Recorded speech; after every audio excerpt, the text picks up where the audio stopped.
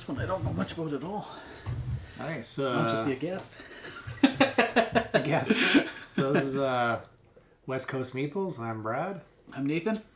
This is a sea salt and paper unboxing. It's a nice small box game. This is a tight box. So there's the rules. Oh, I don't know why they covered it in paper.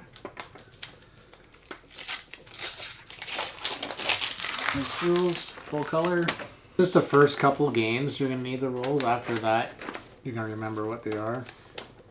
For all you Americans, there's a French side and a English side. There is these guides to tell you how many cards are in each color. There's these player aid cards as well. So this is a trick-taking game, and you play, I think, 4 rounds, 40 points or something like this. These cards could be better quality. I like when they have the nice finish on them. So it's 2, 3, or 4 player game, 40 points, 35 points, or 30 points, depending on the amount of players. But they're not uber thin, right? They're not. They're just. I wish they had texture on them, like a bicycle or. What do they call that? The linen finish. Linen finish. I prefer that. Yeah, I do too. Seems to last longer. It feels stronger. These are all origami. Origami. Yeah.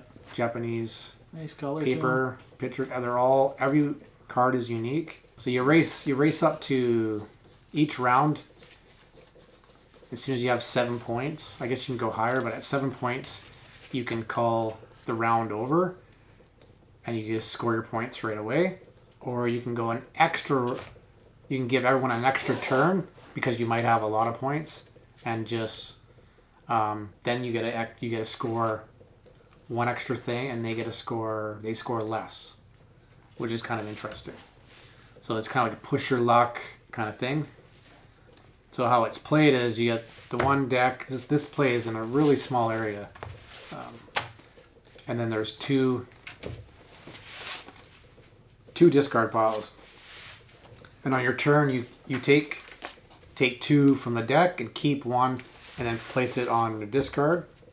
Or you take one of the discard piles, and if there's an empty discard pile, you have to place it there first.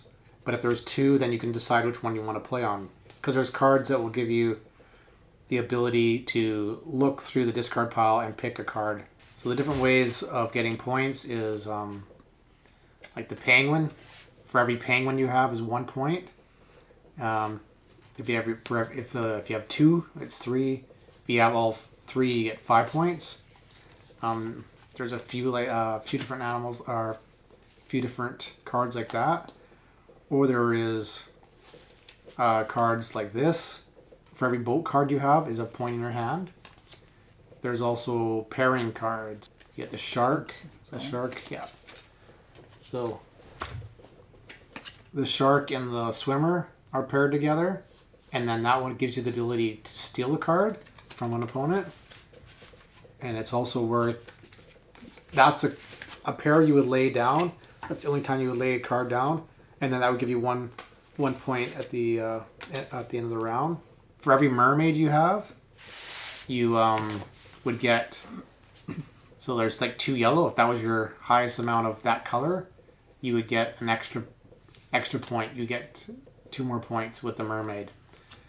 If you have 2 mermaids, then your next color might be I just have the 1 green. Then you get an extra point for that.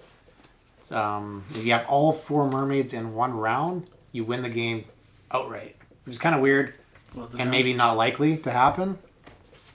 So it kind of might be more of a fluke. I can't see anybody throwing a mermaid. You're not. Yeah. Well, unless you pick up 2.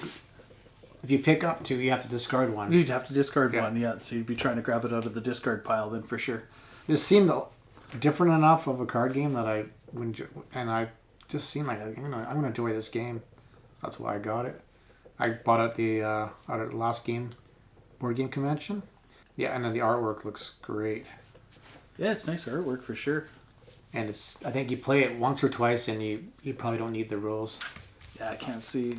It's Yeah. nice to know how many colors of each card are, but Well, it does make a difference because, yeah, especially if you have the mermaids, mermaids. you're trying to figure out which one you're going to place it with. Like, if you can only get 2 of the late pink and you put your mermaid with it, you're just not going to get a huge amount of point, right?